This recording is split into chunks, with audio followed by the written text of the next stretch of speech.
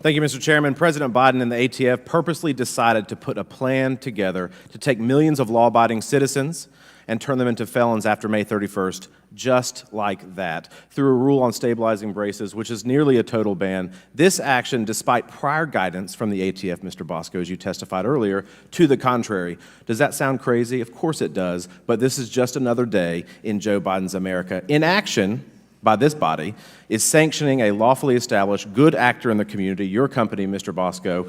Let's just change the rules midstream. In order to register firearms under this proposal, gun owners are required to destroy, turn in, rebuild their guns, or fill out what is called a Form 1. This is the Form 1. It is a 17-page guidance on how to fill out a government form. This means that owners of up to 40 million braces will spend a collective 160 million hours registering their lawfully acquired firearms to comply with ATF's unconstitutional rule. Anyone who does not register, turn in, rebuild, or destroy their brace firearm by ATF's arbitrary deadline will be subject to a 10-year in federal prison or $250,000 per firearm.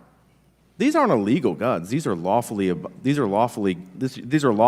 acquired guns. For perspective, in 2020, ATF reported they processed 512,000 National Firearms Act gun registration forms at that rate, assuming no further backlog and assuming all affected gun owners comply with gun registration date by May 31st.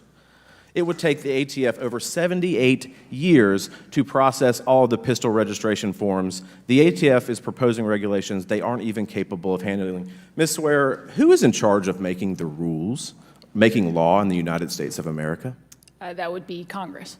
Would you say that it's a fair assessment that ATF is attempting to usurp Congress's powers and undermine the Second Amendment? I think ATF in recent years has sought to do that in several ways, yes. In what ways? Curious. So as I noted both in my written and my opening remarks, so one of them is with this pistol brace rule. So Congress, yes, I think irrationally in 1934, but nonetheless did seek to regulate short barrel rifles. And ATF for a long time took the position that these were not short barrel rifles. And then just like that, it changed its mind and said we're going to override that. With respect to firearms themselves, ATF decided unilaterally that even though Congress said we can regulate firearms and frames and receivers of firearms, well, we think now we can regulate almost frames and almost receivers, which is really just a hunk of drilled out metal. It's not a functional firearm in and of itself. And in that way, we're going to claw back more power for ourselves. So I think you see this quite a bit of ATF not just interpreting the law, but intentionally misinterpreting the law to give itself more power. The pistol brace ban is unconstitutional, it's irresponsible, and it's quite frankly downright maddening. In this poster behind me, you see two guns. Mr. Bosco, would option A or option B make you a felon under ATF's proposed rule? Well, option B in 120 days will make you a felon. Do you think the common American citizen would reasonably be able to distinguish which is the firearm of a felon versus a law-abiding citizen? Well, that's the whole point here. I mean, this is what I was talking about. Again, I have no disagreement with Ms. Jackson-Lee. I have no disagreement with my colleague with respect to what the ATF does, but this is not what the ATF should be doing. The ATF is making a rule, okay, and they're saying that this rule has criminal implication. It circumvents the legislative process. That's what's happening here. All I'm saying, and all I have been saying, is that ATF should not be making laws. That's up to the people up in front of me. What makes this firearm behind me illegal under the ATF proposed rule?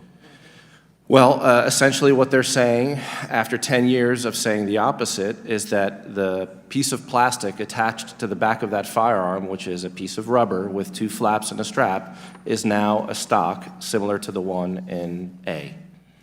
Does the arm brace make the firearm more deadly? For example, does it turn a semi-automatic weapon into a machine gun? It doesn't turn the firearm into anything. All it is an orthotic device that allows you to fire that weapon in a more safe fashion. What is the impact of this proposed rule, if enacted, to your company? We'll go out of business. We'll go out of business. The ATF itself said that 4 of the 5 companies will go out of business in their impact study. They said that. So they know that they're doing this. Has the federal government ever indicated to you that they would be willing to compensate you for shutting down your business? Never. Thank you, Mr. Chairman. I know I'm out of time. I yield back.